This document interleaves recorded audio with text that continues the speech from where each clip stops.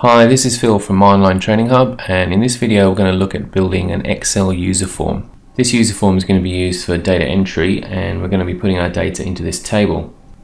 Before we dive right in and start creating the form, it's a good idea just to look at what you're trying to do with the form and look at the data that's going to be gathered. It gives us an idea of how many fields we're going to need and the types of controls we're going to need to use in the form. You can see here that we're going to need to gather a date, a staff name, a client name, some type of text description, and various figures for airfare, accommodation, transport, food and drink, and miscellaneous expenses. And we also need to get a yes/no answer on whether receipts have been supplied. To create the form, we go into the VBA editor, so you press Alt F11. And on the left hand side in the Project Explorer you can see your workbook and you can see the sheets. We need to insert a user form.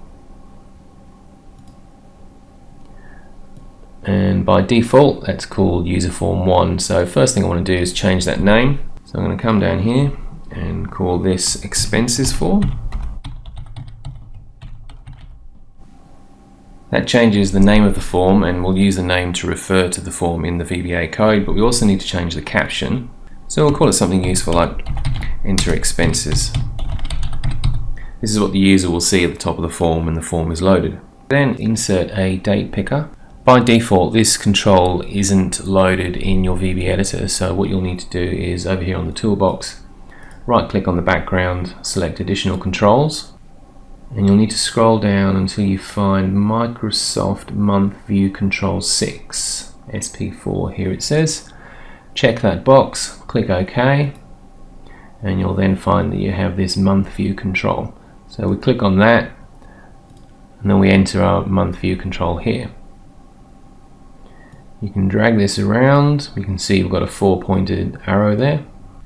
Next we need to enter staff name and client name, so we'll do that using combo boxes. So click on the combo box. Now if you double click on the control you can enter more than one. So we'll just drag this to size here, drag another one. If you just single click on the control, so say we do a list box, just click it once and then we drag the list box control, you can see over here on the toolbox it's now deselected and it's gone back to default, which is just select objects. So I'm just going to get rid of this, we don't need it. I'm going to make the form a bit wider because we also need to enter a text description, so I'm going to leave a bit of space for people to type that. In our toolbox we select text box and then you can drag this to size as well, however big you want it. For the values of airfare, accommodation and the other expenses we're also going to use text boxes. So I'm just going to double click that so I can draw more than one. I'm going to have one here for airfare, accommodation. I'm not worried too much at the moment about the size and whether I get them exactly right, I can change that later. I've got ground transport, food and drink, and I've got miscellaneous. We also need to ask whether receipts are being supplied, so we're just going to use some option buttons for that. And again double click because I'm going to put 2 down. So I'm just going to stick them here for now. One for yes and one for no. Back to toolbox and just click on select objects. So I'm going to stop drawing things, stop drawing new controls, and this allows me to just make the form a little bit bigger because I need to enter some command buttons now. We're going to have 3 command buttons. One is for entering the expenses, one's going to clear the form, and one's going to close the form. So double click the command button control. That one is for entering. This one will be for clearing the form, and one here for closing the form. Click on select objects again on the toolbox.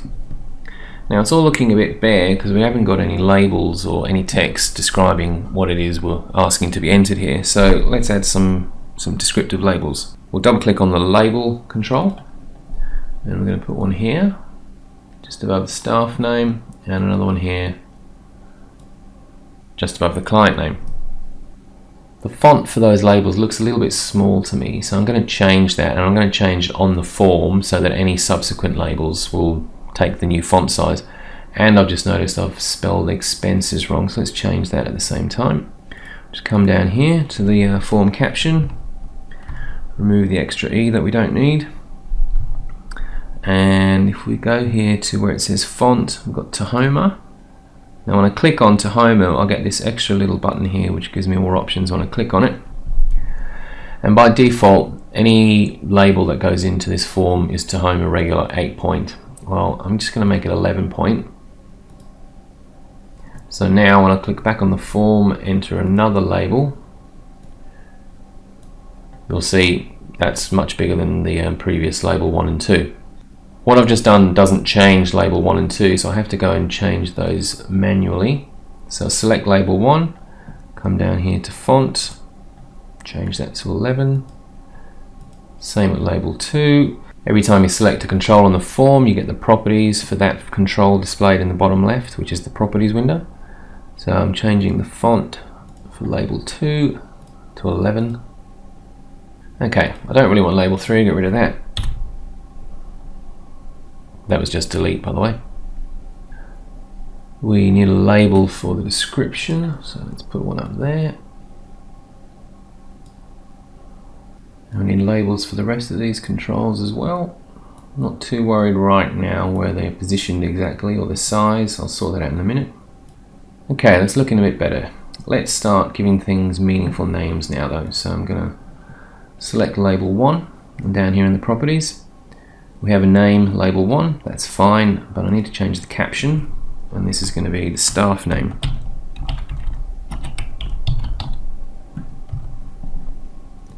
Label 2 is our client name.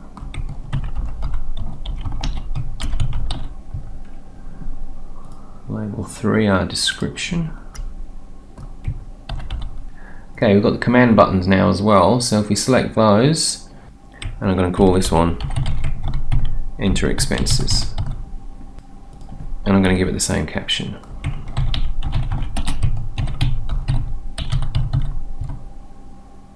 Now you can see that the font there is a bit small because I created these buttons before I changed the default font size for the form. So let's just change that to 11.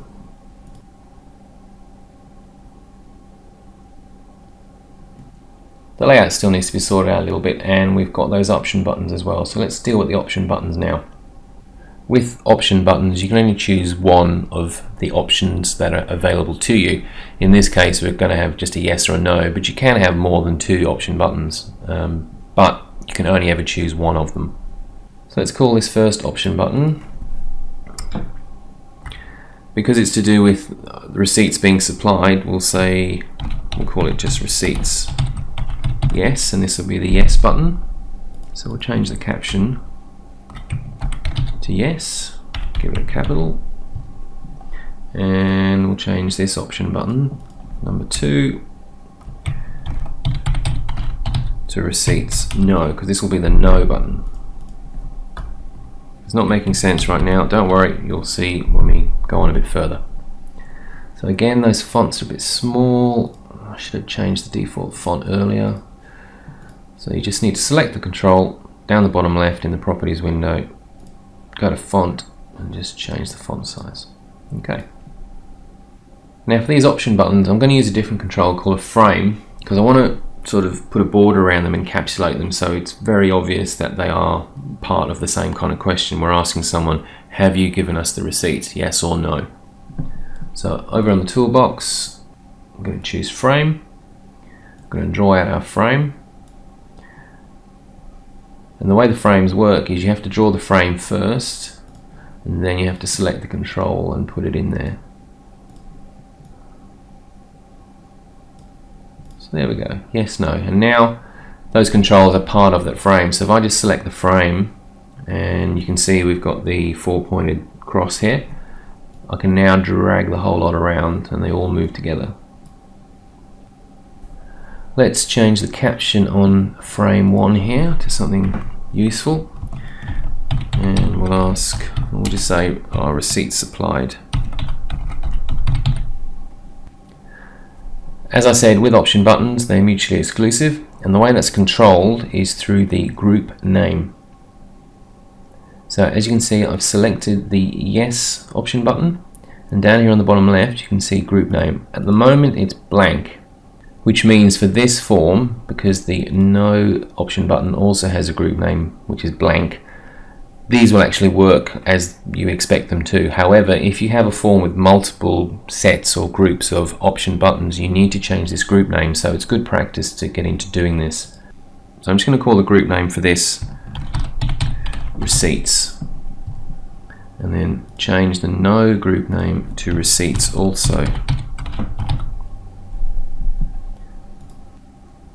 I'm not a graphic designer, so don't expect miracles, but I can make it look a little bit better.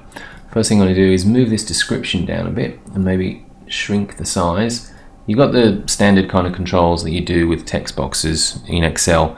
You can grab the corners, you can grab the top or the bottom, left or right, make it smaller, shrink it. If you get that 4 pointed cross, it allows you to move it around. So I just want to bring the description, the text down a little bit so it's closer to the top of this box. That looks fine, I'll leave that as it is. Airfare is a bit high, so I'll just drag it down. Accommodation goes there. Ground transport, now you can leave this as it is with the text wrapped, or you can just make the label a bit wider. And there you go, it's now on one line. Reduce the height. And now if this is looking a bit fiddly, you're right, there is a quick way of doing all this. If you want all your controls to be similar dimensions, you can actually select one and then select the others, and if you come up to the format menu, there's an option here that says make same size, so you can set them all to the same height. Now you will have noticed that what's happened here is airfare, the height's actually grown. That's because you'll notice that MISC has these white square control points on it, whereas food and drink and airfare have black control points. What this is telling you is that MISC is being used as the control that the dimensions have been taken from. So if I actually want accommodation now, I want everything to be the same height as accommodation. You'll see that as I click, it's the last one that I click that has the white control points. It's the one that defines the dimensions when you format the size. So ground transport has the white control points. So if I come up to format, make same size, same height, everything should be the same height as ground transport. And it is. Now all we need to do is move food and drink into place and MISC into place. So all these controls here, the text boxes are looking a little bit uneven, they're not all the same size. I want to make them all the same as airfare, so select them all. Select airfare last because it's the one you want to control the dimensions. Come up to format, make the same size, click on height. You'll now see that whilst they're all the same height, they're not all on the same level. You can see that food and drink and MISC, the text boxes, are just slightly higher than the other three. We can also fix that. If we come up to format again and align, we can align the left, the center, the right, top, middle or bottom, or you can align to the grid. What I'm going to do here is align all these boxes to the bottom of our control, which is the airfare text box. It's the one with the white control points on it. So I'm going to align bottoms, and you'll see that all of these text boxes now move down. I'm just going to move these labels just so they look all about the same. In fact, why don't I just use the formatting I was just telling you about. We'll select them all, airfare is our control, format, and I want alignment, and I'm going to align the bottom. So this is going to pull MISC and food and drink down, and you can see that's exactly what it did. Right, I'm happy with that. Now let's center all of these fields, all of these text boxes in the form. To do that, I'm just going to click and drag around all of them, and that selects all of those controls, the text boxes and the labels. And now I'm going to group them. So up to the format menu and click on group. What this does, it basically says join all these controls together, all these labels, all these text boxes, and treat them as one object. So now when I go to format and center in form and click center in form horizontally, it does exactly that. If I hadn't grouped those controls before doing that, they would have all been squashed on top of each other and looked horrible. Okay, I think it's looking pretty good. I'm going to though just want to move this. I'm not happy with receipts supplied down here. Even though you can see here that receipts supplied is the last field in the row, I think it makes more sense maybe to put it up here underneath the description. So I'll move these down as well, get everything out of the way, clear it all up, just sort of center that here. Right, I think that's the design pretty much done. Next thing is we're going to connect the staff name and the client name combo boxes to tables we've got in our workbook. We'll just flick back to the workbook. On this setup sheet here, we've got two tables, one called staff names, one called clients. If you're not sure how to set up tables like these, you can just follow this link, and there's a link in the blog post. We're going to use these table names to refer to them and get our data for the combo boxes. The staff names table I've called staff, and funnily enough the clients table I've called clients. So back in our form, select the staff name combo box, and in your properties box just scroll down until you see row source, just there, and you type in the name of the table, which was staff. And now when I click on the combo box, it's now populated. As you can see, if I click on the combo box here for clients, there's nothing. So select that, scroll down here until we get to row source, and in there we're going to type clients, and now we have our client list. Perfect. Right, I think it's time for us to start writing some code. We need a button on the sheet which will bring the form up, and we need to write some code which will enter the data into the table for us. Some more that will clear the form, and a little bit more which will just close the form. Let's go back to our sheet. Let's just insert a shape.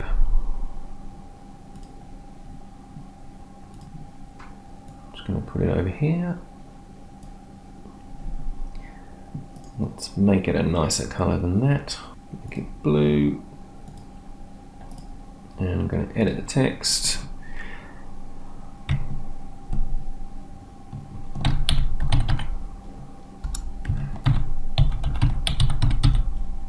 And I'm going to call it enter expenses. Okay, let's make that bold. Let's center it. And this I don't like about shapes, even though when you type it in, it looks okay. When you deselect the shape, it tells you then, or shows you then, that the shape isn't big enough to display all your text. Okay, so I've made the shape slightly bigger. We can now see the word expenses. When someone clicks on this, this will display the form. At the moment there's no macro, no VBA attached to it, so let's go back to our VBA editor. And for this we need to insert a code module. So on the left hand side in your Project Explorer, right click within your workbook project and click insert module. And in this module all we need is a sub which shows our expenses form. Remember, we call the form expenses form, and we're using the method .show. Back to our worksheet. Now let's attach this button to that macro. Right click the button, assign a macro. We're going to choose show expenses form, click OK, click anywhere else to deselect the button, load the form. Okay. And before I forget, I haven't given the calendar, the date picker, a name yet, so I'll click on that. In the properties window down here, you can see the name. The default name is month view 1. So I'm just going to call this chosen date. And I need to do the same thing for these combo boxes. So combo box 1, which is the staff name, is going to be called staff name. Combo box 2 is client name.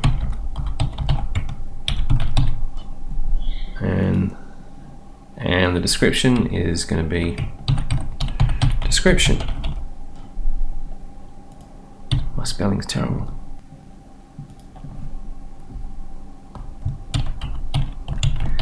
And we need to give all these text boxes names because we'll need to reference the values in them later on. So this one's airfare, this one's accommodation, ground transport,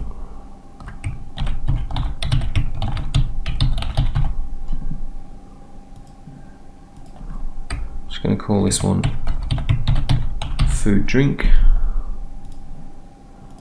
and this one just misc. So for each of these controls you have some code. There's various methods and events that happen for these controls. The way it works in the editor is you double click on the control and it opens up. It first of all declares the sub for you. In this case, enter expenses _ click. So it's the name of the control. The button was called enter expenses, and what's happening is I've clicked on it. We'll come back to this because I want to do the close coding first. So if I just double click here on expenses form, it brings the form back. I'm going to double click on this close button. And you can see we have here private sub close form _ click. Close form being the name of the button. And all I need to do in here is one line, unload expenses form. So back in Excel, if I load the form and now click on close, we now close the form. So the code for the rest of these buttons then, let's do enter expenses now. There's a little bit more code for this one. So what we're doing here, just straighten this out. We're declaring two variables, one called last row, which is a range, and we're declaring expense table, which is a list object. With tables in VBA, there are particular methods and properties for them. One of these methods allows us to add a row to the bottom of the table. So what I'm saying here is with the list object or the table, it's called list object in VBA, with expenses, add a new row. With the next couple of lines, what I'm doing here is getting a reference to the last row, that range, which is the last row I've just created, and then with that last row, I'm going through each cell in turn and I'm just entering the values that we enter in the form. We're given each of the combo boxes, all the text fields, all the calendar names, and to access the values in those particular controls, we just use the name of the control and then dot value. So this first line says with cells 1, 1 of the last row, so the very first cell of the row, in it put the chosen date. In the second cell, put the staff name. In the third cell, put the client name, and so on. When we get to the options buttons, it's a little bit different. We first of all need to check which one has been clicked, and we do that by saying if receipts yes dot value equals true. So the name of the buttons were receipts yes or receipts no. So I'm checking if the yes button has been pressed. If it's true, then in that last cell of the row, enter yes, otherwise enter no. Right, let's see if that works. Load the form.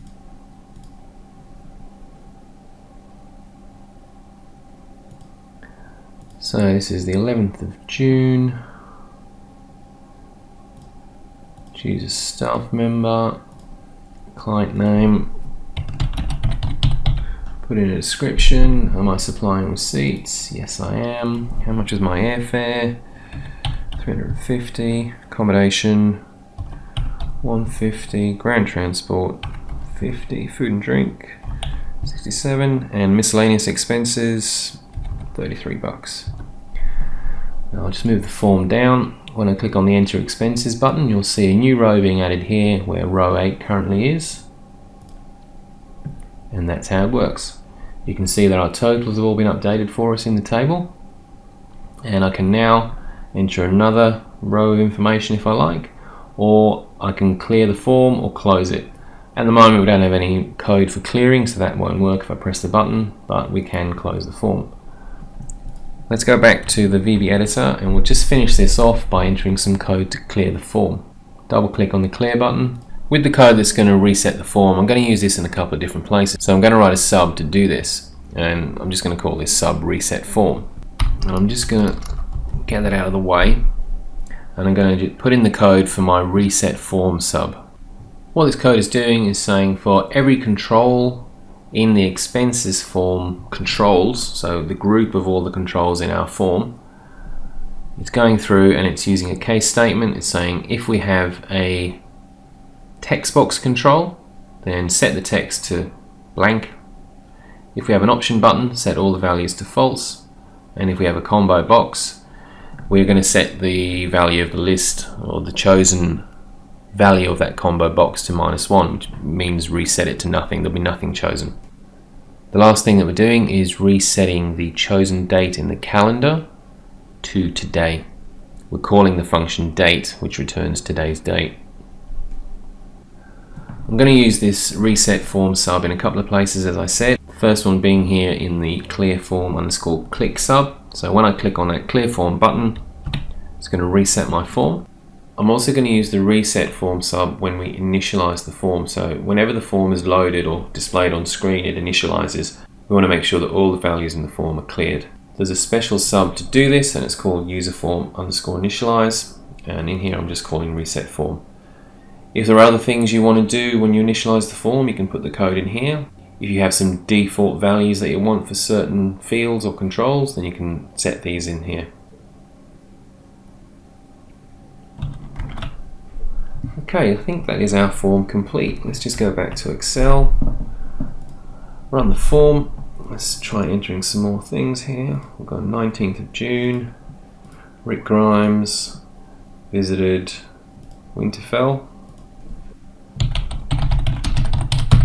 Put another description in. I'm supplying receipts, yes. My airfare was $2,000. It was a long flight, accommodation $300. Ground transport $35, food and drink $120, miscellaneous expenses $7. Click enter expenses. Let's move that down a bit more. And there we have another record. Click clear, clears our form, and close, closes our form. Hope you enjoyed that and you can get it working for you. If you have any questions, just get in touch with me on the blog. Thanks.